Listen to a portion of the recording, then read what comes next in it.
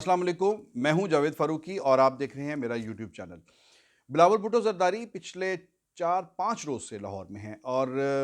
मुख्तलिफ उनकी एक्टिविटीज़ हैं। एक तो उन्होंने सियाल शरीफ में जो एक पब्लिक गैदरिंग थी उससे ख़िताब किया और उसके बाद वो मुसलसल बिलावल हाउस के अंदर अपनी मुख्तलिफ मीटिंग्स कर रहे हैं, पार्टी रहनुमाओं के साथ मिल रहे हैं और फिर कई लोग हैं जो सियासी लोग वो आकर उनसे मिल रहे हैं और पीपल्स पार्टी जॉइन कर रहे हैं। पीपल्स पार्टी जॉइन करने के हवाले से ये एक एक्टिविटी जो है ये बड़ी गैर मामूली है और वो भी फिर पंजाब में रहते हुए, लाहौर में रहते हुए। लाहौर के बिलावल हाउस में ये लोगों की जॉइनिंग्स का जो सिलसिला चलाना ये एक बहुत मीनिंगफुल है। और हम ये भी देखते हैं कि यहाँ पर लाहौर में रहते हुए हैं तो वो लाहौर में, लेकिन यहाँ पर जॉइनिंग करवाई है उन्होंने बलूचिस्तान से। नवाब असलम रईसानी उनके भाई जो असलम रईसानी जो साबिक चीफ मिनिस्टर थे, पीपल्स पार्टी के चीफ मिनिस्टर थे, वो तो जा चुके हैं जेयूआई में और अब उनके भाई जो हैं उन्होंने पीपल्स पार्टी जो है वो ज्वाइन की है। इसके साथ साथ राय एजाज साबिक वज़ीर जंगलात थे पीपल्स पार्टी के, पंजाब के नायब सदर भी रहे, बड़े मेन स्ट्रीम के आदमी थे, वो छोड़कर जा चुके थे पीपल्स पार्टी से और वो भी वापस आ गए हैं और उन्होंने भी ज्वाइन कर ली। इस तरह से और भी लोग जो हैं वो मिल रहे हैं। बिलावल भुट्टो लाहौर के मुख्तलिफ गली मोहल्लों में जा रहे हैं और जो पार्टी वर्कर्स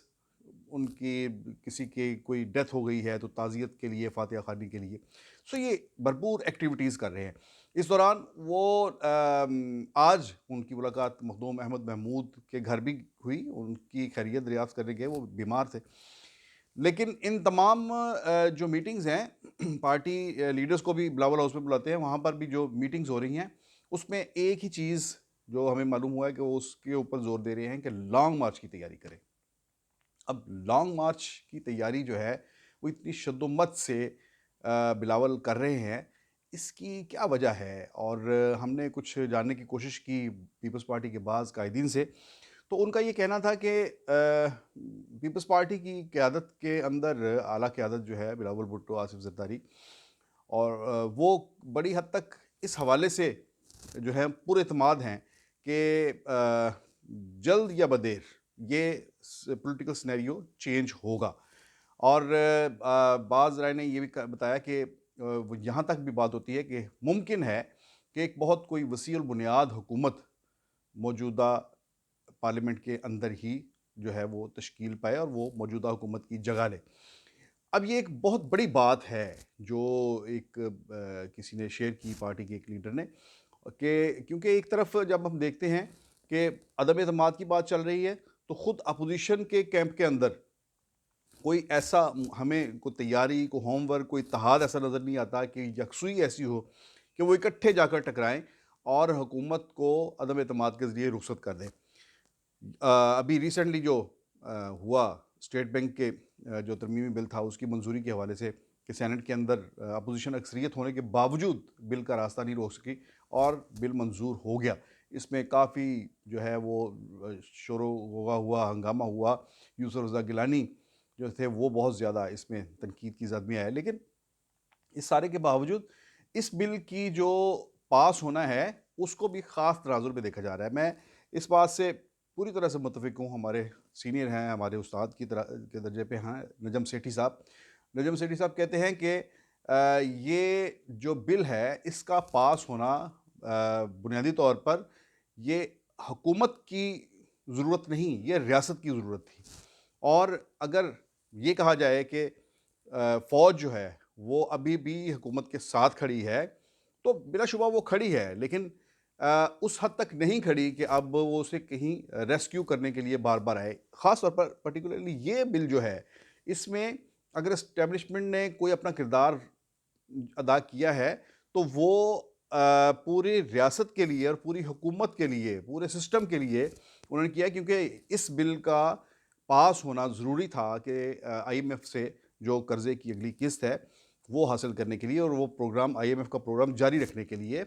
ये कानून साज़ी जो थी ये इस कानून साज़ी के साथ वो सारा प्रोग्राम जो था वो मशरूत था। सो ये एक रिक्वायरमेंट थी जिसे पूरा करने के लिए एस्टेब्लिशमेंट ने भी पूरा कंधा लगाया गवर्नमेंट के साथ और ये बिल जो है वो पास हुआ। अच्छा यानी ये कोई हुकूमत की मोहब्बत में नहीं एस्टेब्लिशमेंट इसके साथ खड़ी हुई, ये बल्कि खुद उनकी अपनी ज़रूरतें हैं। ज़ाहिर है मुल्की ख़जाने में पैसे होंगे तो ही जहाँ सोशल सेक्टर में खर्च होंगे तो वही डिफेंस के ऊपर आपकी फ़ौज को भी उसी में से पैसे मिलेंगे, तो पैसे आएंगे तो मिलेंगे। सो ये तो मामला, इसका किस्सा तो ये है कि इस वजह से ये बिल जो है ये पास हुआ और करवाया गया। लेकिन कहने वाले ये कहते हैं कि जो सियासी मामला का जो बिगाड़ है वो वहीं पर मौजूद है, और पीपल्स पार्टी के अंदर ये बात जो है वो खुलकर हो रही है और आला सतह पर ही हो रही है कि ऐसी पैगाम रसानी है और ऐसी चीज़ें जो हैं वो ज़ेर बहस हैं कि मौजूदा हुकूमत को चलता किया जाए। और अगर किया जाए, देखें इस हुकूमत को हम ये कहते हैं कि अभी जैसे अपोजिशन मुंतशिर है तो जा नहीं सकती, लेकिन हुकूमत के भी तो कोई पाँव नहीं है, वो भी तो चंद सहारों के ऊपर खड़ी है, और वो भी अलाइज़ के, उतनी तो उसकी तो अपनी सिंपल मेजॉरिटी नहीं है। तो ये उसको चेंज करना तो किसी भी वक़्त मुमकिन है, अगर कोई चेंज करना चाहे तो। और फिर वही बात है कि जो वो कहते हैं कि जो हाथ उसके ऊपर जो है, तो जो हाथ वाले जो हैं, वो जब हाथ उठा लेंगे, तो हुकूमत चेंज हो जाएगी। तो ये बात बड़े वसूख से कही जा रही है कि वहाँ पर ऐसी थिंकिंग पाई जा रही है कि हुकूमत को तब्दील किया जाए। हाँ, अलबत्ता चीज़ें जो जहाँ आकर जमूद का शिकार हो जाती हैं, वो ये है कि अच्छा इस हुकूमत का मुतबादल क्या होगा? और इस हवाले से मेरे जो ज़राए हैं उनका ये कहना है कि पीपल्स पार्टी की तरफ से इस हवाले से कोई ऐसी ख्वाहिश का इज़हार नहीं किया जा रहा कि वो इस हुकूमत को ख़त्म करने के बाद जो बाकी मांदा मुद्दत है पार्लियामेंट की, उस मुद्दत के लिए, साल सवा साल के लिए, वो हुकूमत सँभालने में बिल्कुल दिलचस्पी नहीं रखते। क्यों? उसकी वजह ये है कि अगर अगले 1 साल के अंदर जो भी हुकूमत करेगा, तो ये तमाम जितना जो इनका जो बैगेज है, जिसमें महँगाई है, बेरोज़गारी है, पता नहीं क्या कुछ है, और वो सारा ये लोग भूल जाएँगे, ये साढ़े 3 साल। अगले सवा साल, डेढ़ साल के लिए जो हुकूमत में आएगा, वो सारा कुछ उसके नाम के साथ नत्थी हो जाएगा और अगले इलेक्शन में वो पिट जाएगा, 1 साल, सवा साल की हुकूमत के एवज़ में। तो पीपल्स पार्टी तो ये हुकूमत लेने के लिए तैयार नहीं है। पीएमएलएन की तरफ से इससे पहले ही ये चीज़ सामने आ चुकी है कि वो भी, नवाज़ शरीफ भी इस हुकूमत को रुखसत करने के बाद हुकूमत लेने के में दिलचस्पी नहीं रखते, और वो बड़े ही क्लियरली उन्होंने कहा कि हम नहीं करना चाहते। सो ये कहा जा रहा है कि कोई ऐसी ब्रॉड बेस नेशनल गवर्नमेंट, उस नेशनल गवर्नमेंट का चर्चा एक बार फिर से होने लगा है कि जो आज से 2 माह, 4 माह पहले जो जो बात हो रही थी, अब एक बार फिर ये बात जो है, ये सियासी ऐवानों में जो है वो गूंज रही है कि हो सकता है कि नेशनल गवर्नमेंट के लिए दोबारा से एफर्ट हो, अगर ये हुकूमत जाती है तो। तो उस हुकूमत को के जाने की इस हुकूमत के जाने की और नेशनल गवर्नमेंट की ये जो सारी सारी एक्टिविटी है, इस हवाले से बिलावल भुट्टो लाहौर के अंदर अपनी सरगर्मियाँ जो हैं वो जारी रखे हुए हैं, और कहने वाले ये कहते हैं कि ये लॉन्ग मार्च जो है वो इसीलिए उसी चीज़ का एक मोमेंटम बनाने के लिए, कि अगर ये यहाँ से चलते हैं, सिंध से निकलते हैं, और बड़ा लंबा एक लॉन्ग मार्च का है, रूट है, और उस लॉन्ग मार्च को एक तजवीज़ ये भी है कि रूट को लंबे से लंबा किया जाए, और जो 23 मार्च को पीडीएम का लॉन्ग मार्च है उसके साथ लाकर मिला दिया जाए, और दोनों लॉन्ग मार्च जो हैं वो इकट्ठे अगर इस्लामाबाद के अंदर एंटर हों, तो उससे अगर वो इतना बड़ा प्रेशर बिल्डअप होगा कि उसमें कोई भी पॉलिटिकल कैजुअलिटी हो सकती है। सो ये एक मफरूज़ा इसे कह लें, या इसे एक आइडिया कह लें, इसे जो पर्दे के पीछे जो कोई चीज़ें जो हैं वो डिस्कस हो रही हैं वो कह लें।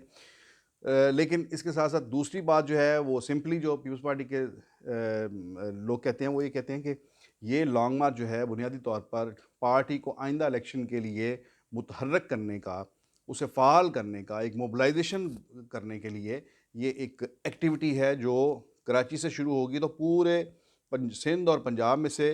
गुज़रते हुए जब वो इस्लामाबाद तक पहुँचेंगे और उधर से सिंध से काफ़िले केपीके से काफ़िले आएँगे, तो ये पार्टी को मोबिलाइज़ करने का भी एक हीला है। सो